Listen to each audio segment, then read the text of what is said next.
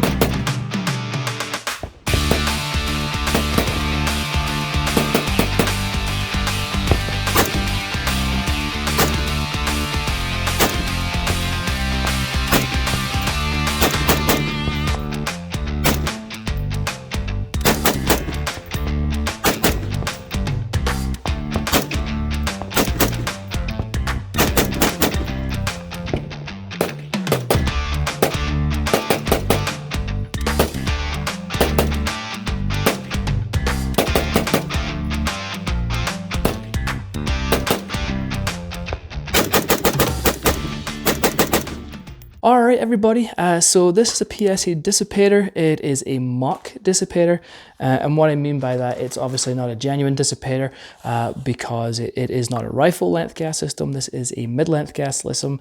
The original dissipator was a 20-inch barrel, and they would cut it down to a 16-inch barrel with a rifle length, but I guess it caused some issues and things. Anyway, this is as I say, a mock dissipator. So it looks like a dissipator, it's not really a dissipator, if that makes sense. Anyway, let's go over it. I'll start with the back here. Obviously you have this fixed buttstock, very reminiscent obviously to the old style buttstocks. You do have a sling attachment right here, and then on the back of your buttstock you do have this little compartment in here where you can store some stuff. Moving along, you do have a standard AR-15 charging handle. These are one of the first things I like to upgrade, but it does come with a charging handle obviously just there. There is no castle nut on here that I can see. It obviously might be under the stock, so I can't check the staking and things like that. On the top here you do have your carry handle, which also works as your backup sight. It does have two different diopters back here, and you can obviously change your elevation right here with this knob right here. If you don't like the carry handle, on the other side there is two screws right here. You can just simply undo the screws, so, and remove the remove the carry handle, and you have a 1913 pick rail where you can attach an optic if you want. If you do decide to use the carry handle, I do recommend it. You know, these are obviously pretty much the same as an ACOG mounting system, so you're going to want to Loctite them just to make sure that they don't back out, and this comes loose. So the carry handle is obviously the kind of the classic way, but obviously you don't need to use that if you do not wish to. Upper and lower is 7075 T6 aluminum, as you would expect nowadays. Everything else is pretty standard here. You know, obviously you've got your dust cover, your brass deflector, your forward assist. You have your mag release. On the other side, you have a bolt catch and release, and you have your safety right there. Also, it does come with a 30-round PMag if your state allows it. And the mag well right here has been slightly flared to insert that mag. Okay, moving up, this part right here between your handguard and your upper receiver is called your delta ring. Now, if you decide that when you get this and if you don't like the heat shield, this kind of grip up here for some reason, or if you want to change it out later in the future, you can easily do that. Just pull down on the delta ring and pop off this handguard. If you wish to switch the handguard out, you're going to have to get a rifle length handguard to make sure that it fits. Now, I did mention before, this does have a mid-length gas system. I'm just trying to see where the gas block is, and it is right there. So this is a mid-length gas system, so it makes it a pretty smooth shooter. Rifle length would have been even just a little bit more smoother. But as I say, mid-length is definitely one of my favorites, gas system lengths for sure. Moving up, you have another sling attachment right here.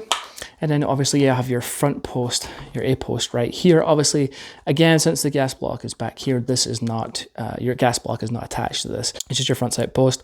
And then we have an A2 birdcage on the front.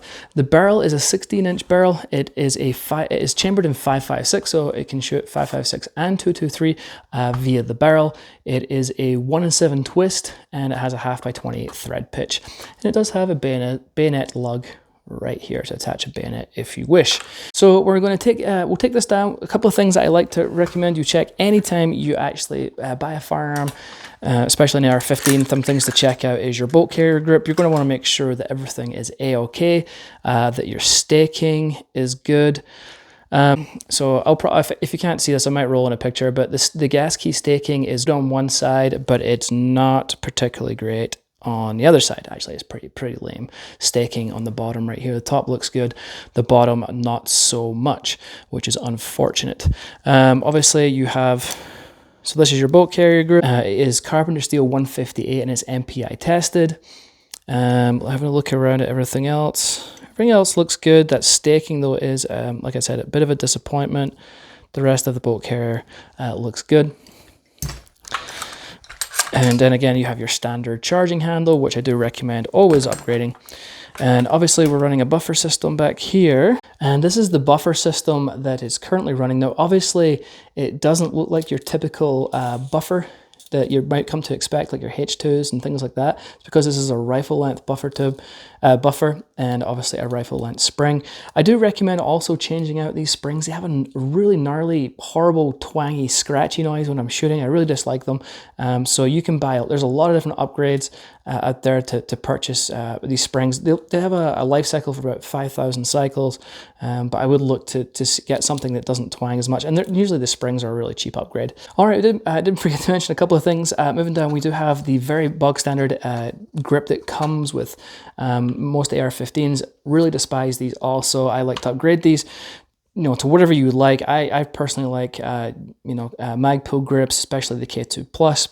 These are okay and they work. They've got good texturing and things, but again, it's a really cheap upgrade and it's something I do recommend. You do have a straight trigger guard down here. It would have been nicer if it was curved. Again, just a personal preference, just gives you a little bit more room to work in there. But yeah. Now, the actual trigger on here is PSA's EPT trigger. It's an enhanced polish trigger.